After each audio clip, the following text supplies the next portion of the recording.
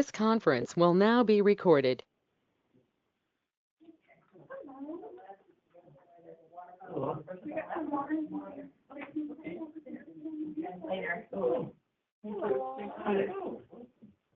Good afternoon. How are you doing today? I'm doing great. All right. Still kicking. That's a good thing for Yeah. all of us.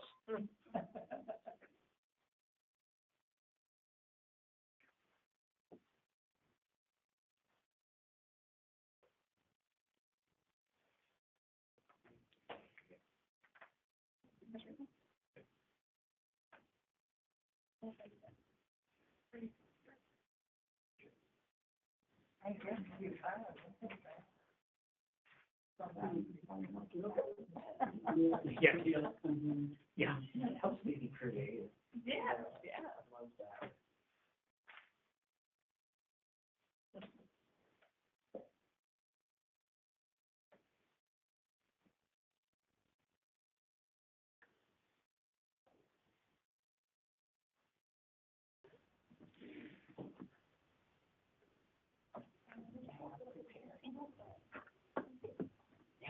I know.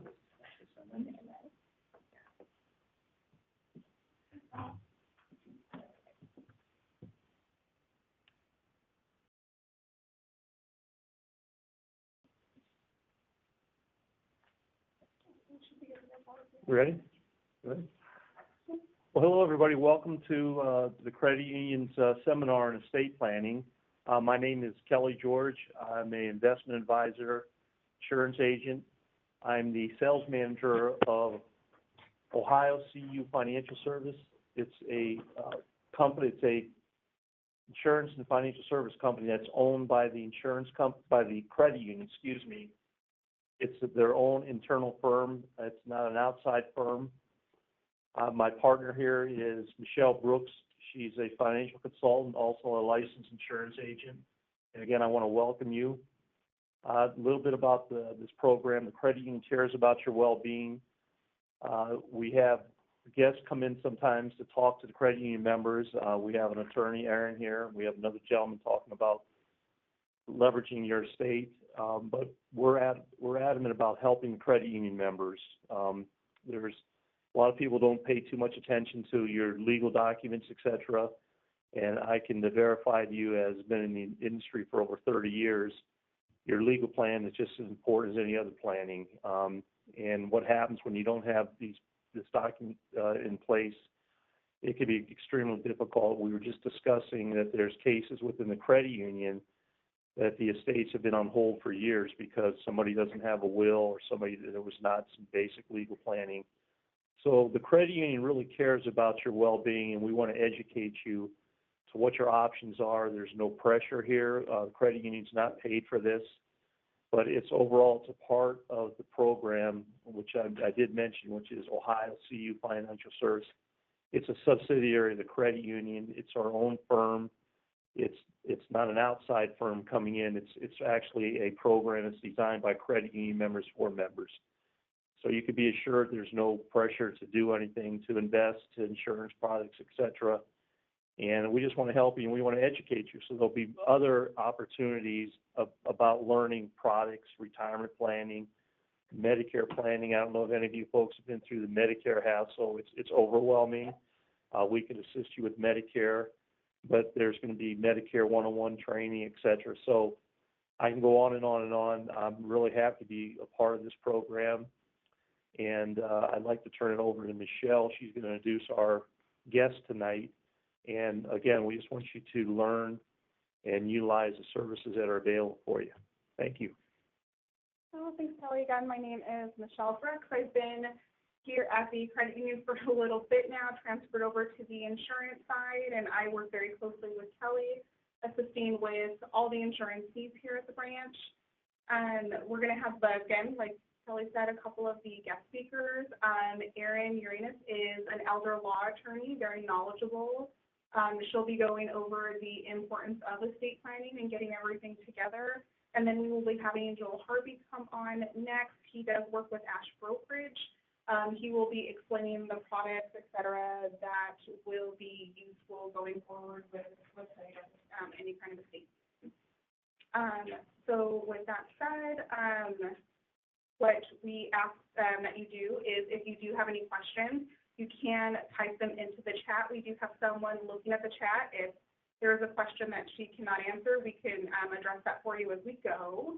And then as well as our in-office attendees, if you guys have a question, you can raise your hand. Just let us know. More than happy to answer any and all questions everyone has. And with that said, I will go ahead and turn it over to Anna. Okay, thank you. Thank you so much. Thanks for having me here. I'm excited to talk about the estate planning aspect tonight. So, you should just be able to just image.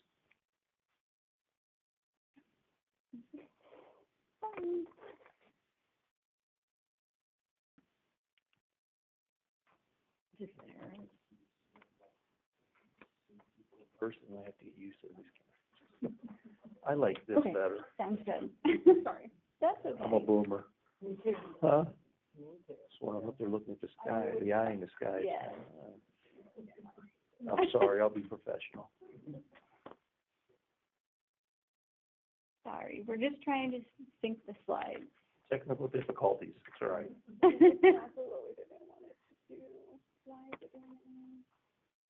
Maybe resume. There you go. Just click on the slide. I can just click down.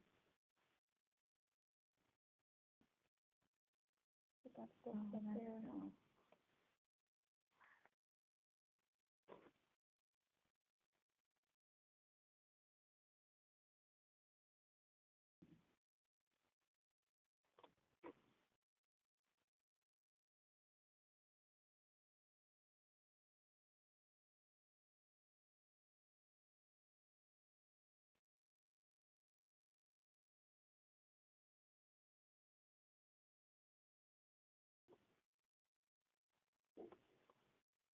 I'm sorry, everyone, about the technical difficulties. Can you do me a favor? Can you message Ryan and see what he suggests? So it's not it's stuck on the one screen.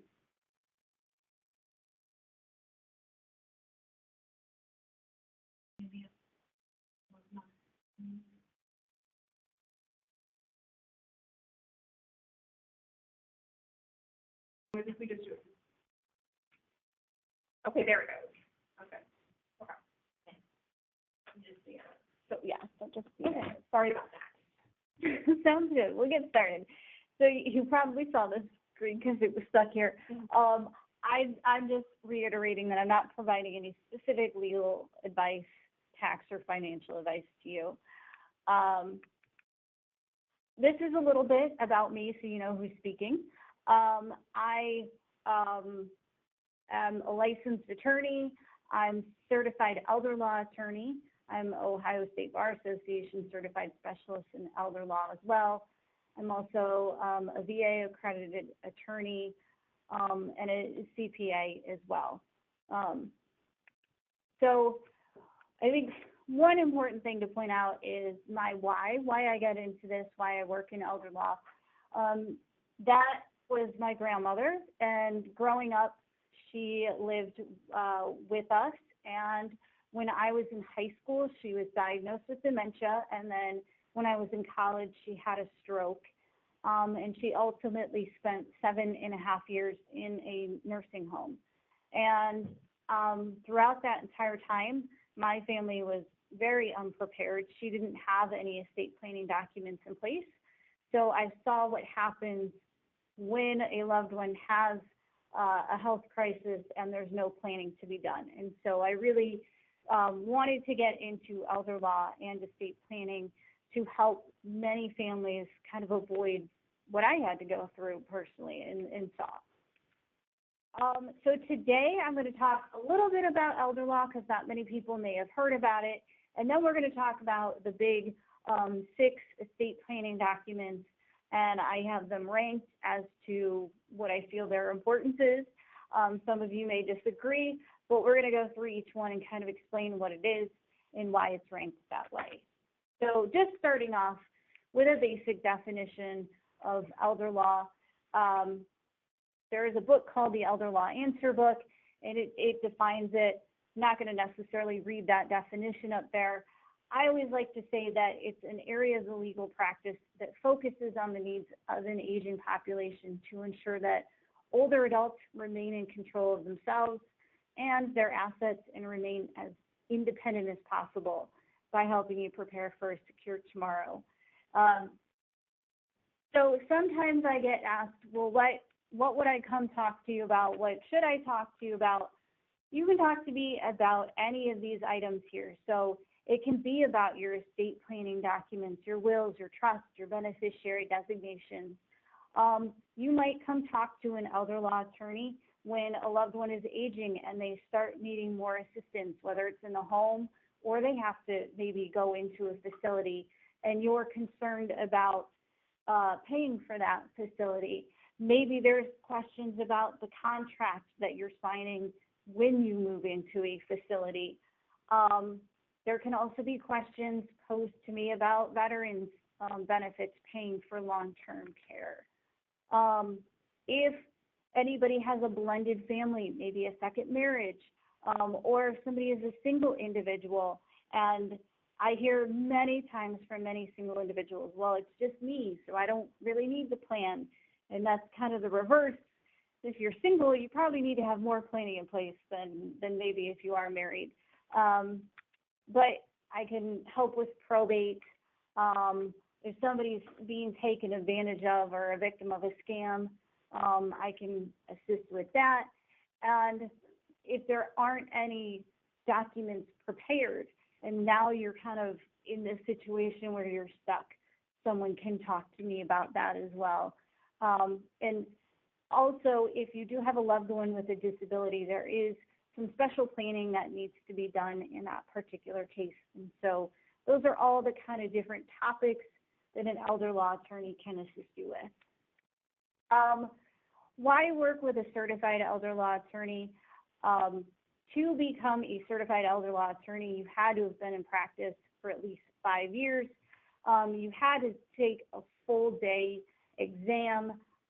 I've had to have a certain number of continuing education hours, specifically in elder law topics, and been peer reviewed. And I renewed my certification every 5 years. So it's kind of really honing in on the fact that I've had a lot of education in this area and take this area of the law very seriously.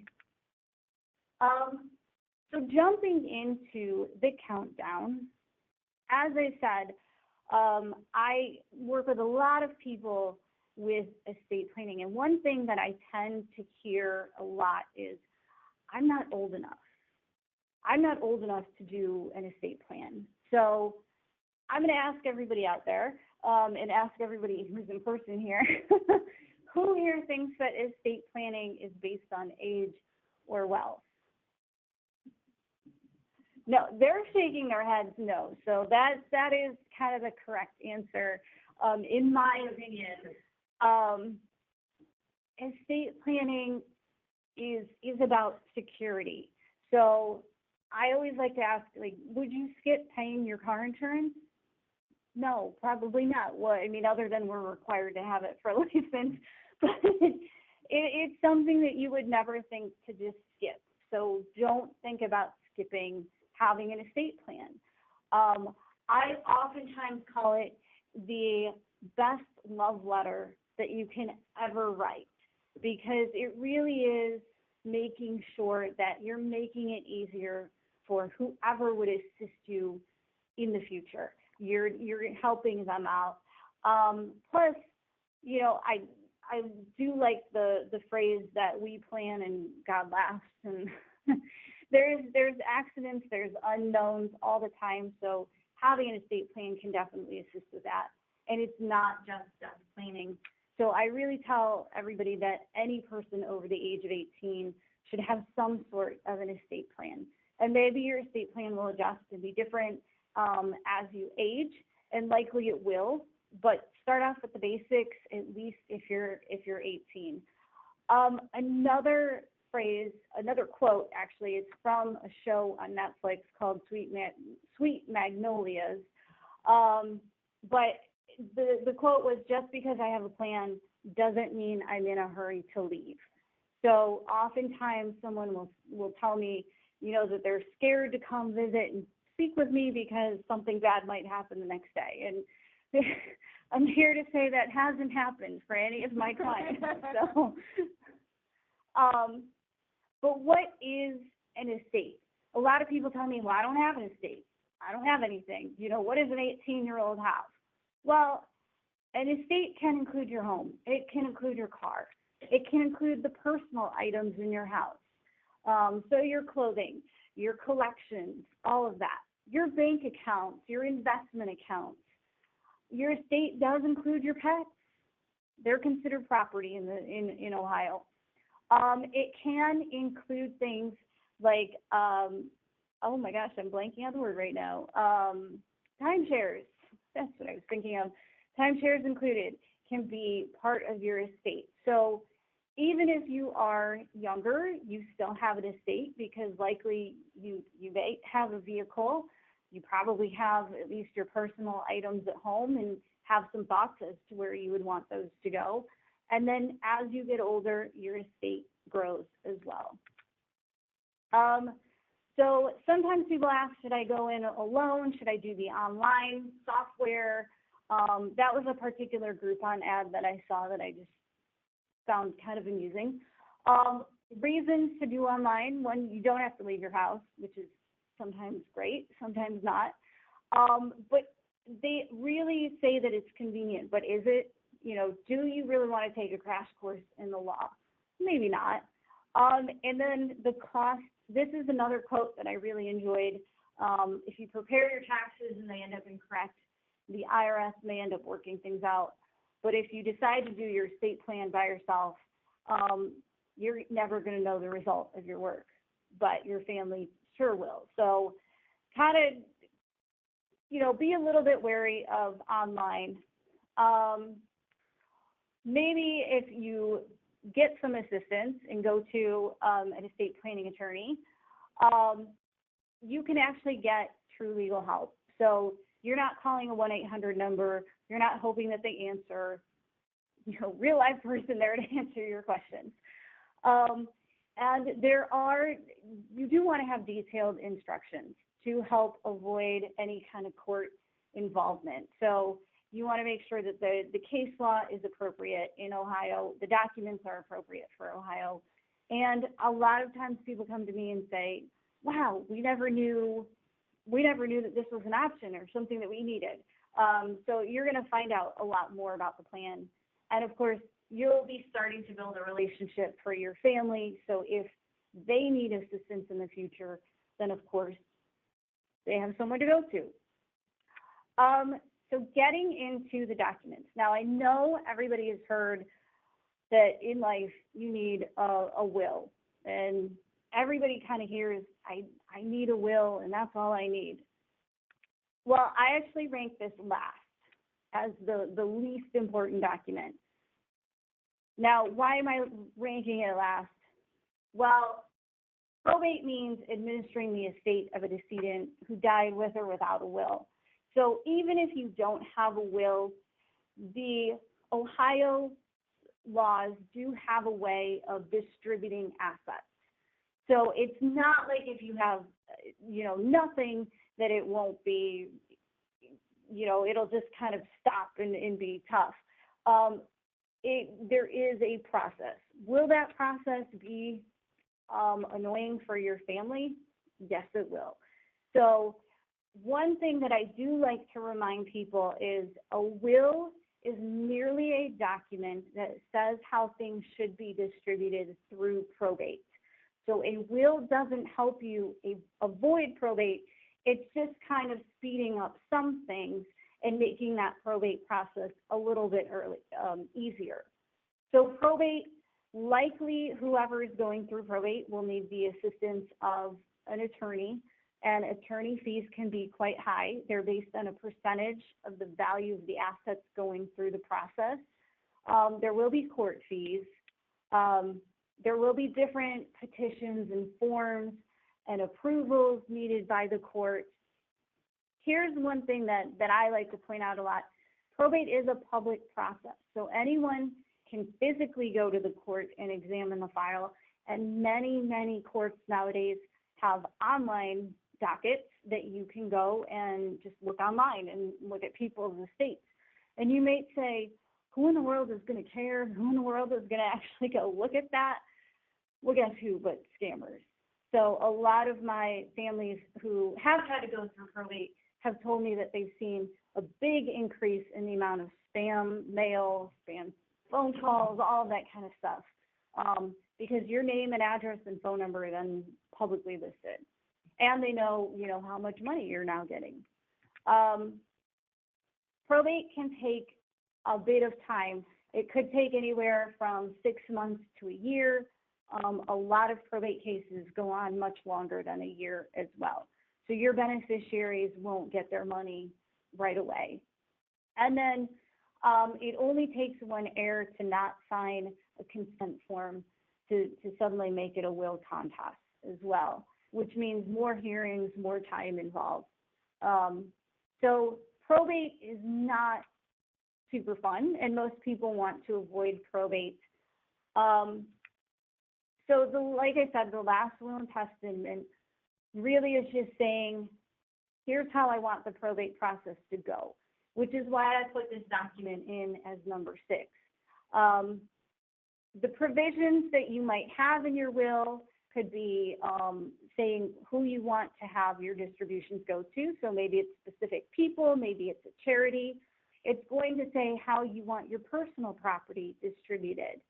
A will should always nominate your executor, meaning the person who's going to deal with the estate, and dispense with a bond. A bond is an insurance that you're not going to run away with the decedent's assets. You're going to follow the probate process accordingly and do a good job with it. There could be language written in stating that you want some asset protection for the surviving spouse or any children. There can be also provisions written in there to help an individual with a disability or minor children. And then a remote beneficiary means if something kind of crazy happens, where I always say, you and your loved ones are all on that boat and the boat sinks and it goes down at once, there's still a provision that says what happens to your estate. So it just doesn't go back to the state. And then a contest clause is a provision in the document that can say, if someone contests the validity of the document, they're kicked out, they receive nothing. It helps avoid any kind of fighting amongst beneficiaries. So why is this in last place? You can use beneficiary designations and you can use joint ownership or a trust to help avoid probate. So by using those items, you will not have to go through probate. Oftentimes a will is looked at after a death or memorial service. So sometimes the will might say, like, these are my funeral wishes. But if the document isn't looked at until after it's already occurred, then that's not really helping anybody. Again, the document nominates your executor. It's not like someone can take your will and then walk up to the counter and say, hey, I'm the executor. You have to actually go through that whole court process. And like I said, it's expensive, it can be timely, but you still may need a will as a backup. The document number 5 is something called the Declaration of Funeral Arrangements. So this is a document that says who has control of your body upon your death. So the same way you kind of assign someone to be in control of your personal property, you're saying, my physical body, here's what I want done with it, and here's who should deal with that.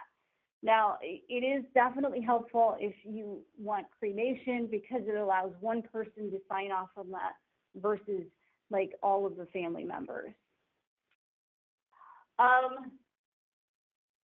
Obviously, as well, one thing that I like to encourage everybody is consider a funeral trust or a prepaid funeral because it again can make things easier for your loved ones.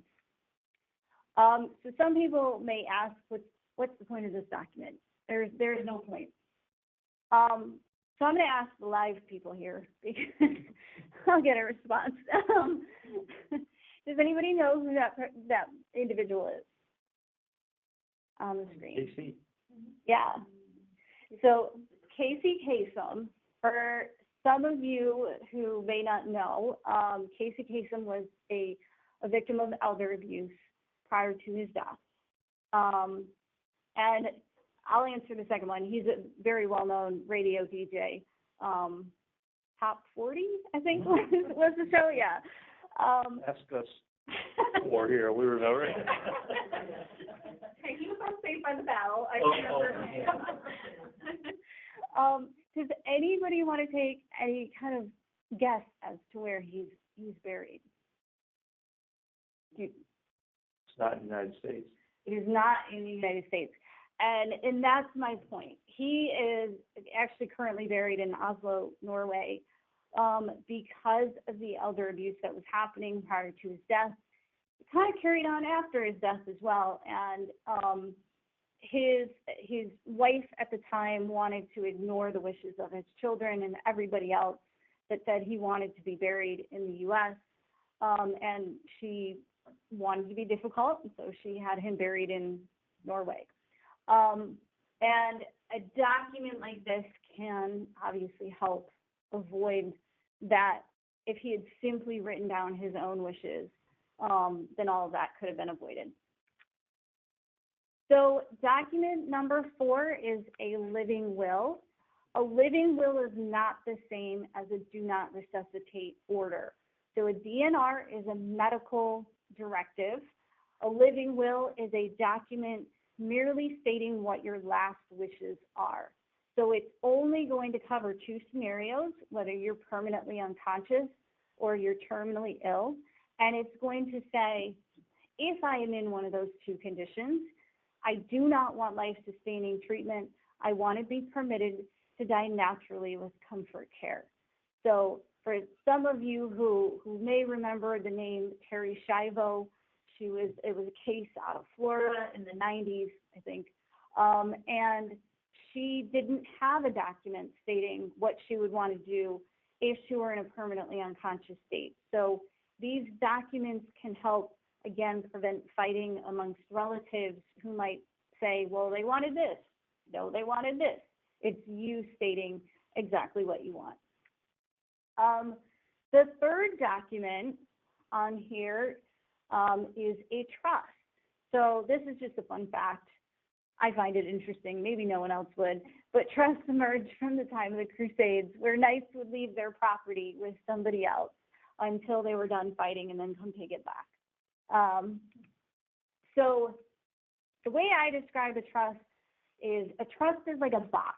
It's a container to hold your financial assets. So many of you out there may have had one of these when they were little, and you might have said, I put all my stuff in it, put out all my toys. And then you might say you took it everywhere that you wanted it to go. And lastly, who got to use it? The people that you said, people that you allowed.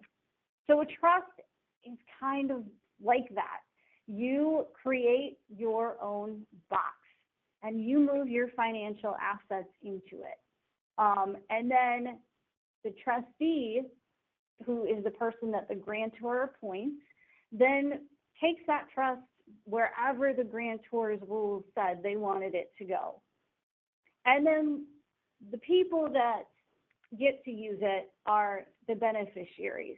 So in the trust document, it'll say who the beneficiaries are and who gets to reach their hand into that wagon and use it. So a trust basic here, A trust can help you while you're alive, and it can help at death. And there are like two main overarching topics or types of trust called revocable trust and irrevocable trust. There are many different types of trust underneath each kind of umbrella topic. And a trust is always created between the grantor and the trustee. And then you have three parties involved, though, the grantor, the beneficiaries, and the trustee. And it technically is a legal contract. And a trust likely would take the place of a will and have some better benefits associated with it. So sometimes people will ask me, you know, what can a trust hold? It can hold all of your savings accounts, checking accounts, houses, investments, annuities, savings bonds. You may not want to put any retirement assets in a trust. The IRS will view that as a change of ownership and send you a 1099 for the tax. So probably don't want to do that. You may not also want to put your motor vehicles or boats or anything else like that. I'm curious about that, if you could. The boats or the motor vehicles? Yeah, the motor vehicles, like the RVs and boats. Yeah. So sometimes with a trust, you may not want to put those in because especially if the purpose of your trust is asset protection, and then you put a vehicle in where there can be a lot of liability, you know, you could potentially cause a car accident, someone could sue you. You don't want the other assets exposed to the liability of like the motor vehicle or something. What about if you just had like a single trust for a single vehicle? I'm like, I want to have my buddy Bill use my RV. I mean, you certainly could, but I will say probably the better alternative than setting up an entire trust just for one vehicle would be to do the transfer on death forms through the Bureau of Motor Vehicles. But great question. And then lastly, there are some specific trusts made for firearms called gun trusts as well. Do you have to be a millionaire to set up a trust? No. People set up trusts for many variety of reasons. It could be tax planning. It could be helping someone through a period of incapacity. Because when you have assets in a trust, it helps avoid the need for a guardianship. One of the biggest reasons is to avoid probate and allow for quick distribution of assets to beneficiaries. Some people are doing it for wealth transfers. Some people have very specific instructions that they want to include, and they want to make sure those instructions are followed. And then it could be privacy reasons. You know, again, avoiding probate helps with the privacy. It could be for asset protection. As I said, there could be a friend or a family member with a disability, so setting things up well for them, or working out any of the blended family issues that may come up. I want to be aware of time. So this, we may not be able to, I want to be respectful of everybody's time, so I won't go too deep into this necessarily. But you have a revocable living trust. The key thing about a revocable trust is I call it an open box. You can have full access to it. You can create it, you can be the grantor, you can be the trustee, you can be the beneficiary. It is the main point of a revocable trust is to avoid probate and provide a way to manage assets through a period of incapacity. So you don't have any kind of asset protection against creditors, but it does avoid probate. So this is probably the most popular type of trust that people do set up. Then you do have different asset protection trusts for either VA planning or Medicaid planning. I call this a closed box. You know, this is kind of an in-depth discussion, so I'm just going to say that there is a trust that can assist with that. They each have different time frames in which they need to be set up and funded. Funding means actually putting the assets in the trust and having them exist there. So This may need to be kind of a separate discussion, but I wanted to throw these slides out for you. If anybody has additional questions on it, I'm more than happy to answer, but this is kind of almost a whole presentation in itself. Just talking about this and why someone might do the Medicaid or VA planning. So the second most important document, in my opinion, is the healthcare power of attorney document. So a power of attorney document is you authorizing another individual to act on your behalf. Power of attorney documents are only effective up until the maker's death. So a lot of times you'll hear people say, well, I was the POA, why can't I do something after death? They're only good while somebody is alive. If you see the word durable before it, it means that the document should still be valid and survive through the incapacity of the principal or the maker of the document. And then any power of attorney document can be limited, and limiting means it could be limited for a specific purpose or a specific time frame, or you can have a general one that says, I'm generally granting all these powers to my agent. The purpose for a power of attorney document is to avoid needing guardianship in the future. So number 2 is the health care. This is a document where you are saying who you want your agent to be to make healthcare decisions for you. This document specifically says here in Ohio that it is only effective when 2 doctors have determined that you meet the criteria and a doctor needs to talk with your agent versus talking to you. It covers everything from hiring and firing doctors to accessing medical records, to picking up prescriptions. It touches on whether or not your agent can make end-of-life decisions for you. And it should definitely nominate who you would want to have be your guardian if you need it. Now, that may sound contradictory since I just said the documents are meant to avoid guardianship, but there are some times where people become so incapacitated and maybe they have an illness that comes with paranoia, and they may go in and verbally revoke these documents. And if that happens, but you still need assistance, then someone still may need to have a guardianship. So you still want to say who your own guardian should be.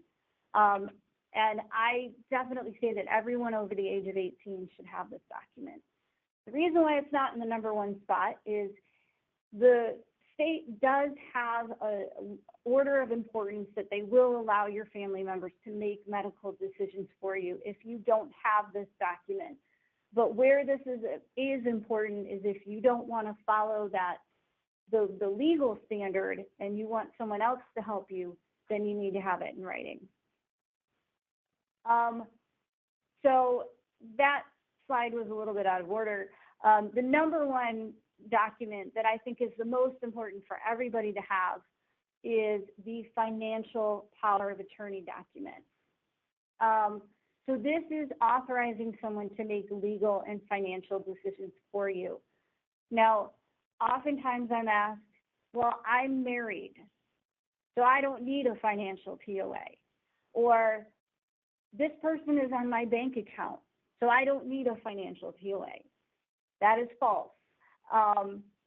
If you are married, the reason why this is number 1 is if somebody can't access your financial assets or engage in certain transactions on your behalf, they're going to have to get a guardianship. There's no set. With medical decisions, it's different. If you don't have the document, they will talk to your spouse.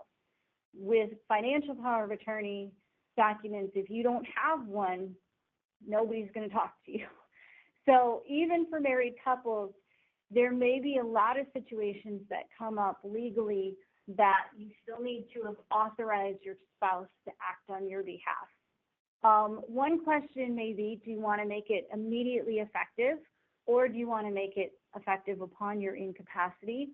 It may sound counterintuitive, but most attorneys do actually say that immediate authority makes more sense, because that way, when you need the help, someone is there. It could be hard to get two doctors to actually say things in a timely manner. A document can be revoked, but should last through a period of incapacity.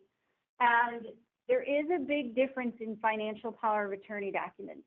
There is a big difference in all of the documents that I talked about tonight. There's something called statutory powers, which means the powers that are granted under Ohio law, versus more of an enhanced document that might include more authority for your agent. I can tell you this: if somebody needs to apply for Medicaid to pay for, say, a long-term care facility, a statutory power of attorney document is not good enough.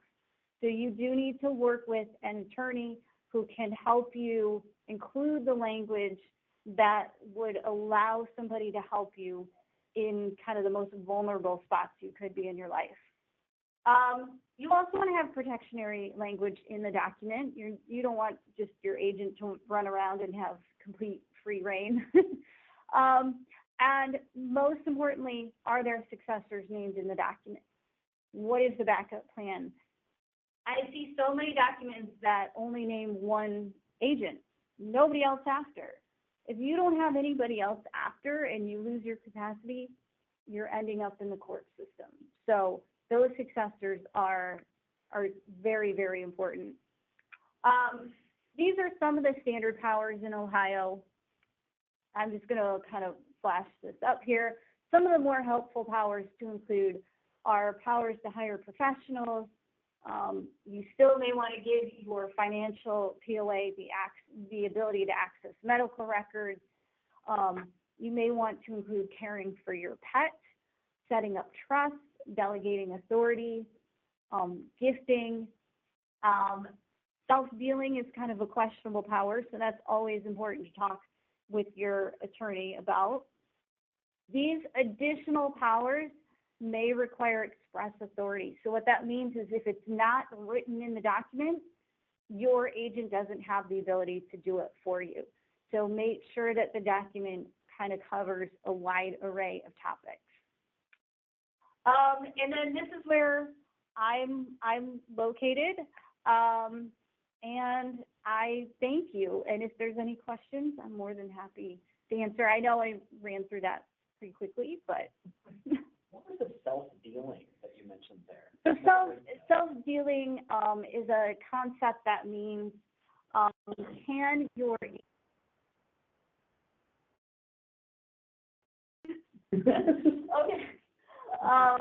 Self-dealing means can your agent engage in transactions that they could also benefit from.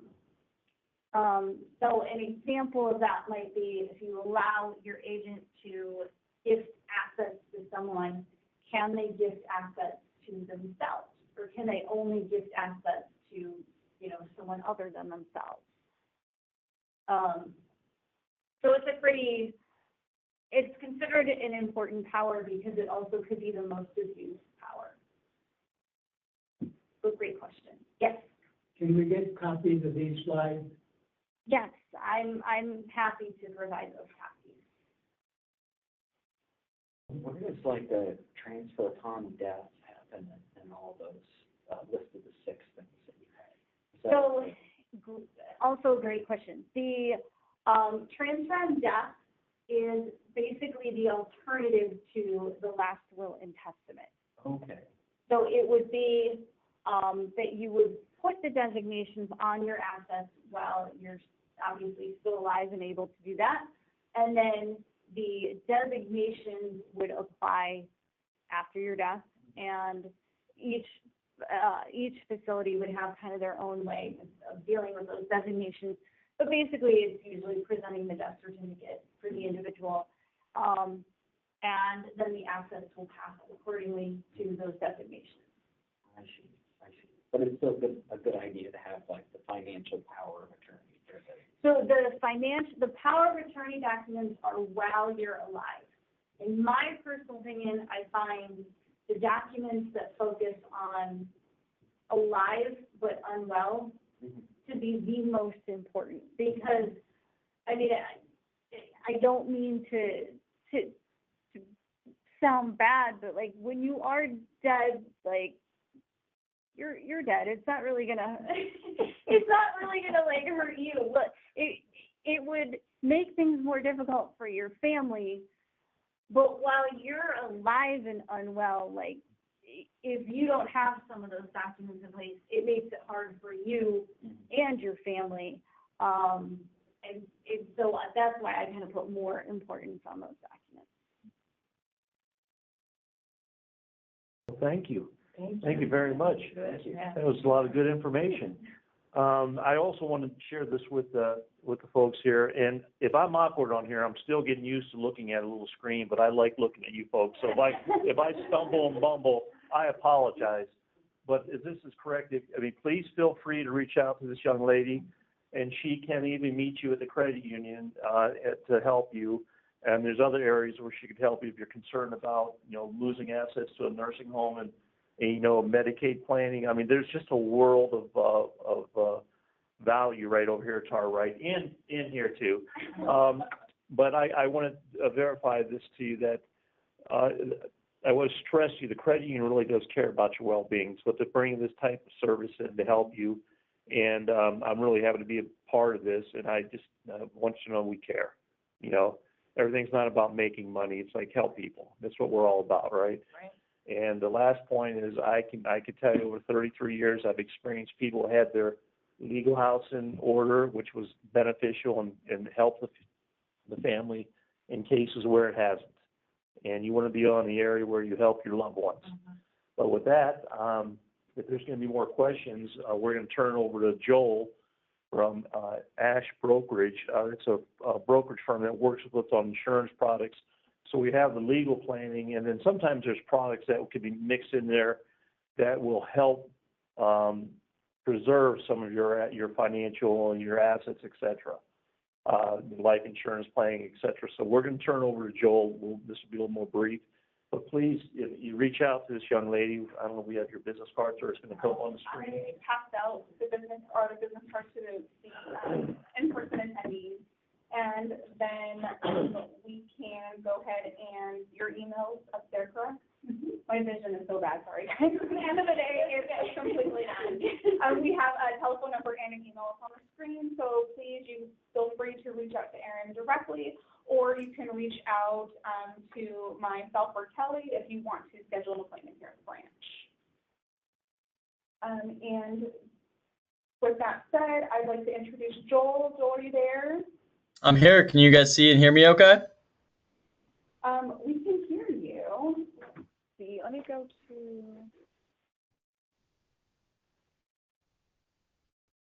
Okay. You learn something?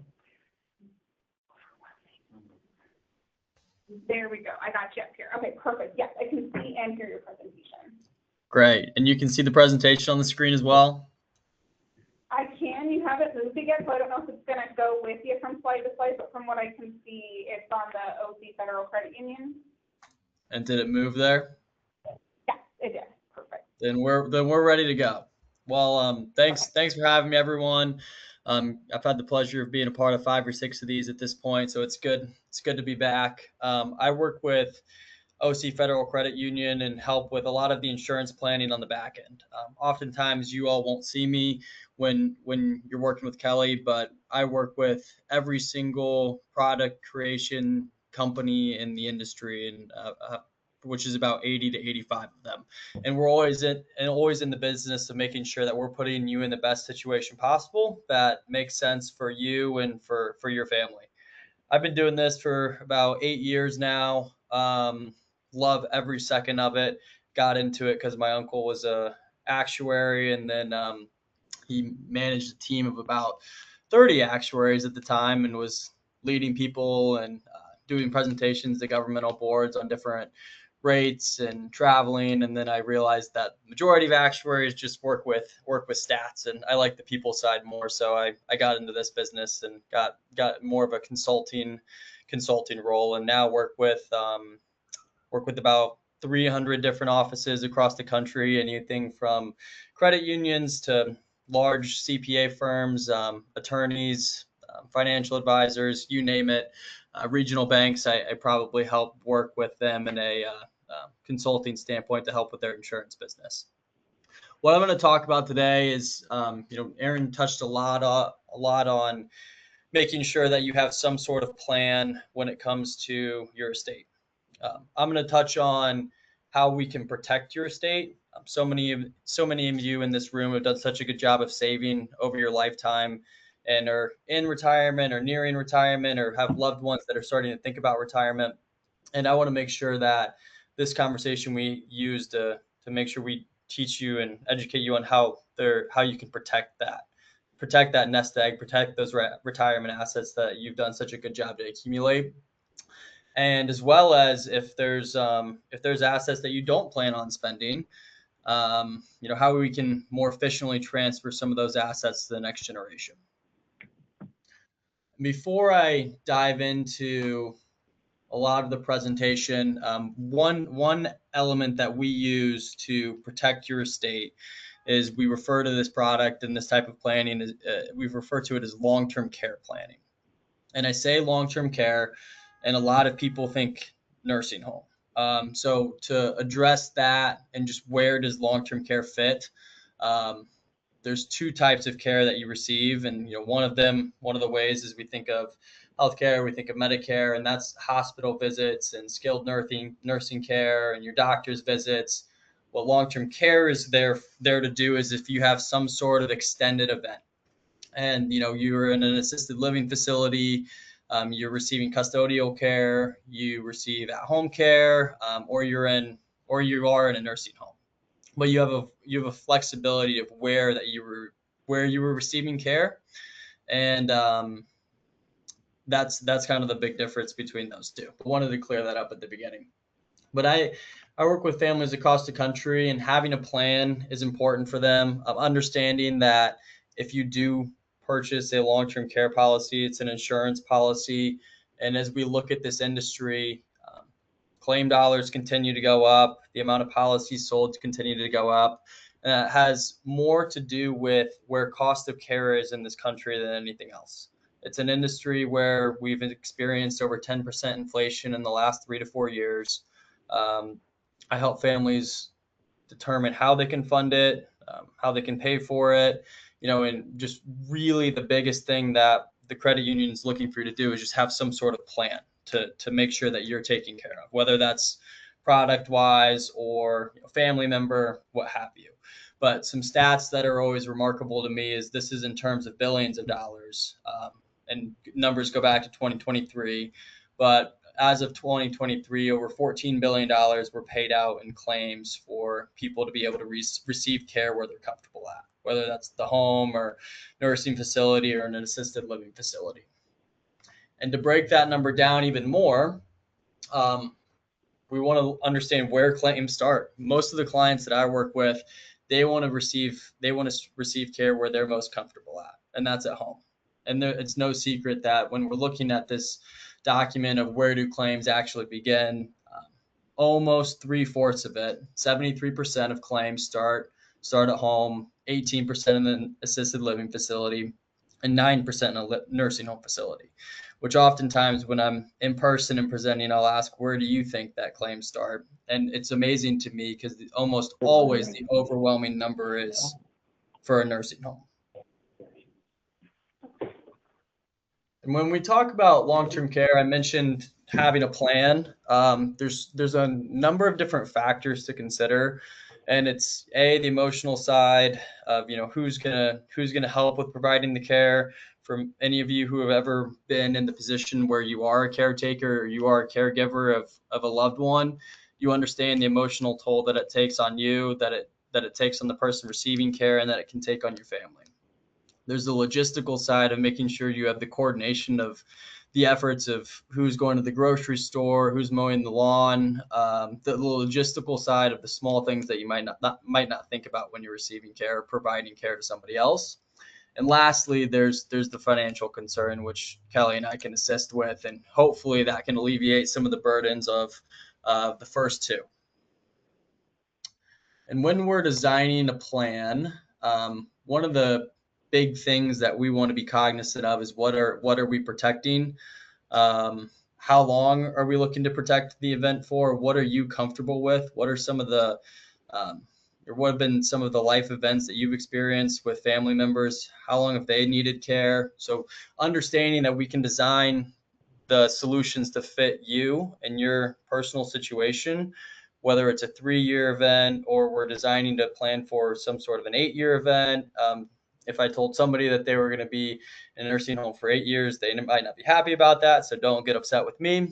But whatever it is, we can help with that design. And the other important element is how can we fund the plan? There's a lot of flexible funding mechanisms, whether you're doing a single premium or you want to be able to pay for the policy over 10 years and never have to pay a premium again in your life. Whatever it might be, we can help. There's other types of funding from other investments that you might already have. If you have cash on hand, obviously that's great. That can work. Cash value life insurance can work. Non-qualified annuities, qualified accounts. There's flexibility, is the point in me telling you all of that. And we can skip over this. I know we're approaching time. But the last thing I'll say in terms of the long-term care space is it's a big market that continues to grow and continues to be a concern for folks just of where cost of care is. And like I said earlier, many people that I work with, they want to continue to receive care where they're comfortable. And if we can help you do that and we can help you design a plan, the credit union cares tremendously about everyone on this call and everyone in the room. And that's what we're looking to do.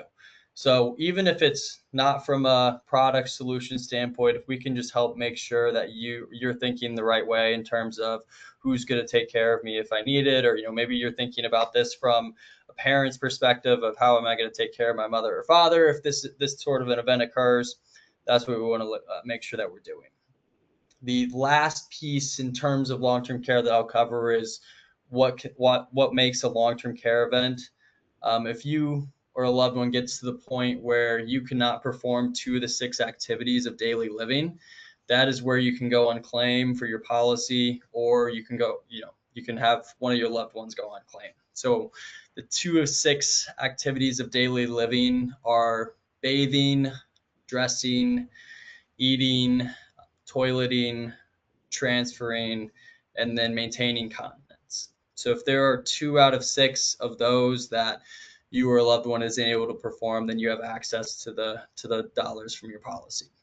And then a lot of the solutions that we're seeing right now that are competitive in this evolving industry, usually you put in the certain dollar amount, and many times you're getting 3x the leverage on that money to be able to pay for qualified long-term care expenses. And if anybody wants to dive into that a little bit more, Kelly and I are more than happy to have that conversation. The last piece that I will touch on, I know I've got 2 to 3 minutes here, is just efficient wealth transfer. I won't go too far into the weeds on this, but when we talk about efficient wealth transfer, one of the most efficient ways to transfer wealth is using life insurance. We've done such a good job to accumulate wealth, whether it's in taxable accounts or whether it's in a qualified investment portfolio. It's part of a business, wherever it is that you've accumulated it. Are there ways that if you're not going to use that wealth while you're living, that we can pass that on to the next generation? And a great example of that is in many instances, if you have qualified investment accounts, those are not efficient assets to be able to transfer to your kids. So if we can handle that while you're alive, it makes that process for them that much easier. Similar to the story that Aaron was telling earlier. And at that point, once we've kind of figured out what assets we're going to help transfer and what's most important and how we can do it as efficiently as possible. Is it the kids that we're looking to do the planning for? Is it the charity?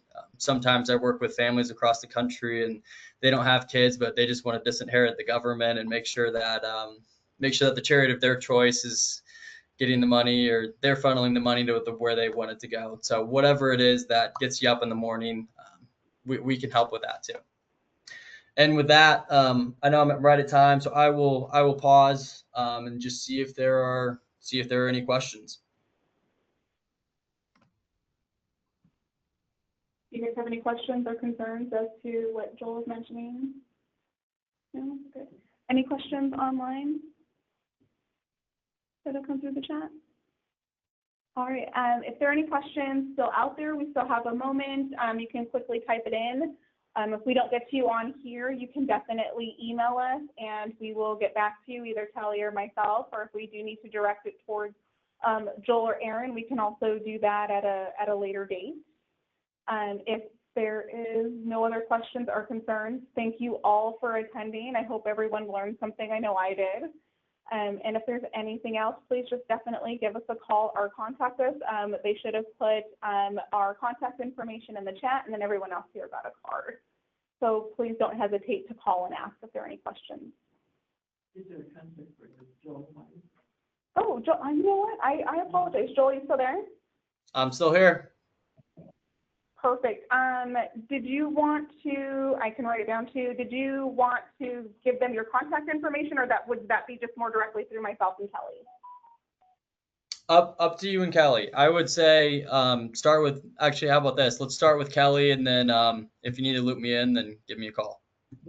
Okay. If you have any questions in regards to some of the products that Joel was talking about, it was just a matter of having a conversation and kind of sorting through.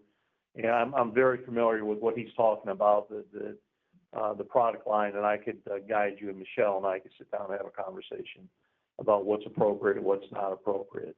So there Ash Brokerage is a firm that they provide the product lines for our program, but what they do is come aboard here and educate people through the seminars, et cetera. And then it's just a matter of us sitting down with you folks and based on what your objective is, talking with you. But he's a wonderful resource. You got a lot of young, healthy, smart people around here at the credit union to help you. So, yeah. Thank you very much. Thank you, Joel. Thanks, buddy. I appreciate it. Thanks, everyone. Bye-bye. All right, thanks. Bye. So I hope that was helpful. Now she needs to take you out for a steak dinner.